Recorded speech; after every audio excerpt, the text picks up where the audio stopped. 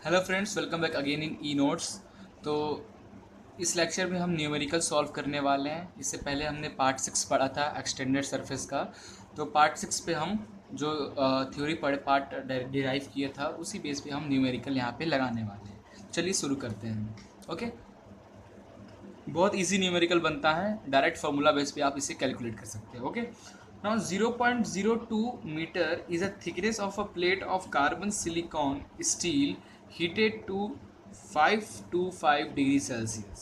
Means आपका initial temperature दिया हुआ है आपके कार्बन सिलिकॉन स्टील का, स्टील प्लेट का, it is 525 degree Celsius is held in air having temperature of 25 degree Celsius. उसको निकाल के फिर एयर में रख दिया गया है, तब उसका टेम्परेचर है at 25 degree Celsius ambient temperature. As the time required to raise the temperature of 225 degree Celsius, means जो हमारा टी है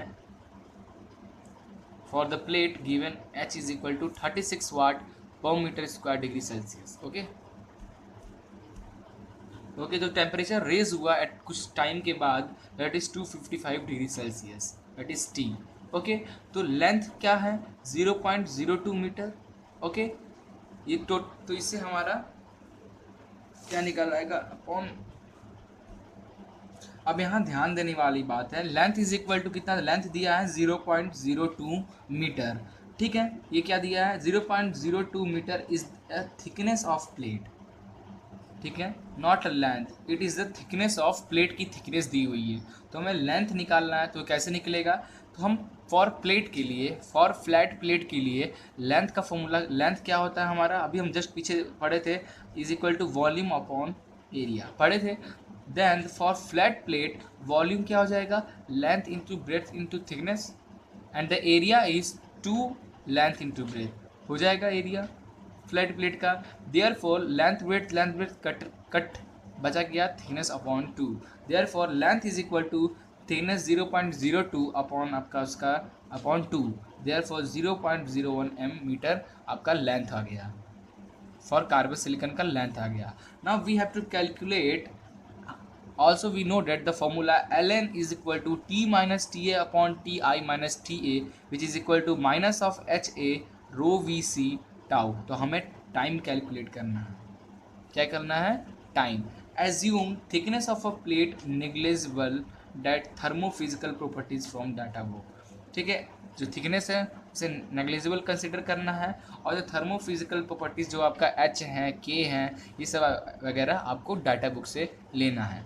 आपको डाटा बुक कैसे यूज़ करना है ये मैं आपको अभी बताने वाला हूँ। ठीक है, नाउ अब देखो एच अपॉन, आपके पास क्या क्या, आपके पास टी है, आपके पास टी ए है, आपके पास टी आई है, आपके पास एच है, आपके पास डेंसिटी नहीं है। ठीक है, आपके पास सी नहीं है, और ए अपॉन वी हमारा क्या हो जाएगा, V upon A is equal to L है, तो ए अपॉन वी को हम 1 अपॉन एल लिख सकते हैं। तो ये फॉर्मूला चेंज टू दिस हो जाएगा। अब देखो आपके पास एच दिया हुआ है, एच 36 वाट पर metre square degree Celsius H दिया हुआ है। टाइम आपको कैलकुलेट करना है, बाकी सारे वैल्यूज़ दिए हुए हैं। आपके पास एल भी आपने कैलकुलेट कर लिया 0.01 मीटर। रो और सी आपको कैलकुलेट करना है with the help of design data book. Okay, sorry, heat and mass transfer data book से। तो मैं आपको डाटा बुक दिखाता हूँ, और कैसे ये वैल्यू फाइंड करना है वो भी दिखाते हैं। तो मेरे पास जो heat and mass transfer data book है वो है एस सुब्रमण्यम का। ठीक है, एस सुब्रमण्यम का मेरे पास रखा हुआ है डिज़ाइन डाटा बुक। तो इस पे आपको बहुत जो भी है सब सेम है, तरीका सेम है देखने का। तो आपको करना क्या है, सबसे पहले तो आपको क्या करना है, देखो अपने क्वेश्चंस को पढ़ना है। क्वेश्चन को पढ़ा, आप उसमें देख रहे हो जो प्लेट है वो कार्बन सिलिकन का बना, कार्बन सिलिकन स्टील प्लेट है। ठीक है, तो कार्बन सिलिकन स्टील प्लेट का हमारा जो जो जो वैल्यू चाहिए, उसकी डेंसिटी कितनी होती है, उसकी सी कितनी, स्पेसिफिक वॉल्यूम कितनी होती है, ये सब फाइंड करना है। तो आप स्टार्टिंग में डाटा बुक जैसे ओपन करोगे आपको कंटेंट्स मिलेंगे। कंटेंट्स में सबसे पहला प्रॉपर्टीज़ वैल्यू, मेटल की प्रॉपर्टीज़ की, जिस टाइप के मेटल हैं उनके सारे वैल्यूज़, एलॉय का, नॉन मेटेलिक का, ये सब। फिर अगले में कंडक्टेंस पार्ट, मीन जब भी आप कंडक्शन चैप्टर पढ़ोगे, कंडक्शन चैप्टर पढ़ोगे, उसमें जो भी आपको ज़रूरत होगा वो यहाँ मिल जाएगा। रेडिएशन चैप्टर जब आप पढ़ रहे होगे तो रेडिएशन से रिलेटेड जो भी वैल्यू चाहिए वो आपको यहाँ मिल जाएगा। कन्वेक्शन चैप्टर जब पढ़ रहे होगे फॉर फोर्स और एक्सटर्नल फ्लो के लिए फॉर्मूला आपको यहाँ से मिल जाएगा। तो ऐसे देखते हैं। तो सबसे पहले स्टार्टिंग में ही जब आप प्रॉपर्टी ऑफ मेटल में आओगे तो आपका कार्बन स्टील है ना, कार्बन सिलिकॉन स्टील, देखिए देखो मैं आपको दिखाता हूँ, ये देखो ठीक है।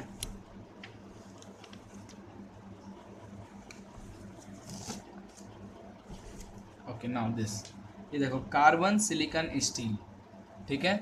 इसमें मैग्नीज का 1% मैग्नीज रहता है, सिलिकॉन होता है 0.6% सिलिकॉन एट 27 डिग्री सेल्सियस से, ये ऐसे बनता है ये मेटल, ठीक है। जिसका डेंसिटी, ये देखो टर्म, ये रो जो है ये डेंसिटी बता रहा है, ये रो आपको बता रहा है थर्मल डिफ्यूजिबिलिटी अल्फा की वैल्यू, ये रो बता रहा है आपकी स्पेसिफिक हीट सी की वैल्यू, ये रो बता रहा है थर्मल कंडक्टिविटी के की वैल्यू। आपको डेंसिटी और सी चाहिए, मीन्स स्पेसिफिक हीट चाहिए। तो कार्बन सिलिकॉन स्टील का डेंसिटी 7817 और इसकी specific heat 446। Design data book से आपने देखा, ठीक है। तो आपका रो की वैल्यू, डेंसिटी और सी की वैल्यू इतनी आ गई। स्पेसिफिक वॉल्यूम का, specific heat, sorry not volume, specific heat, ठीक है। अब आप वैल्यू पुट कर दो। टी कितना था 255 minus T A 25, initial temperature 525 minus ambient temperature 25, H की वैल्यू 36 अपॉन रो की value 7817, length 0.01 into C specific heat 446 value put into tau, ठीक है। टाउ को एक तरफ टाउ को यहाँ इसे सॉल्व करो तो इतना आएगा, इसे सॉल्व करो तो इतना आएगा। टाउ की वैल्यू फाइंड होगी 751.93 सेकेंड्स, ठीक है। इजी था। एक और न्यूमेरिकल देखते हैं, ये भी इजी न्यूमेरिकल है।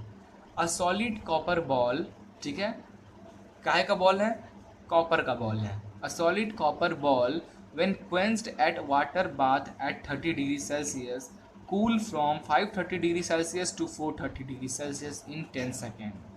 What will be the temperature of ball after next 10 seconds? क्या होगा?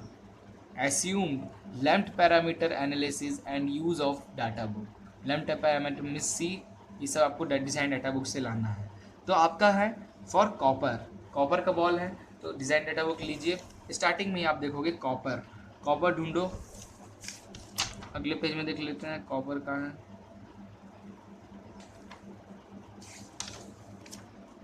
कॉपर,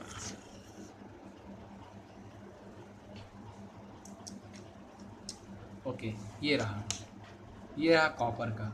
कॉपर की डेंसिटी दी हुई है 8954, ठीक है। थर्मल डिफ्यूजिबिलिटी का ये रो है, ये दिया हुआ है 112.34 इंटू 10⁻⁻6 अल्फा की वैल्यू। उसके बाद दिया हुआ सी 383, स्पेसिफिक हीट दिया हुआ है 383 और थर्मल कंडक्टिविटी दिया हुआ है 386। थर्मल कंडक्टिविटी मीन्स के की वैल्यू दी हुई है 386।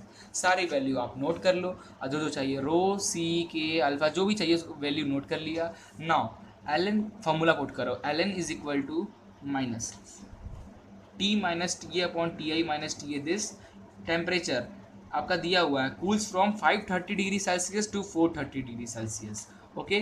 तो इसका मतलब क्या है, आपकी इनिशियल टेम्परेचर क्या हुआ 530 डिग्री सेल्सियस, तो T I 530 degree Celsius and the क्या लिखा, क्वेश्चन फिर से एक बार ध्यान से पढ़ो तब आपको समझ में आएगा, अदरवाइज कंफ्यूज हो जाओगे।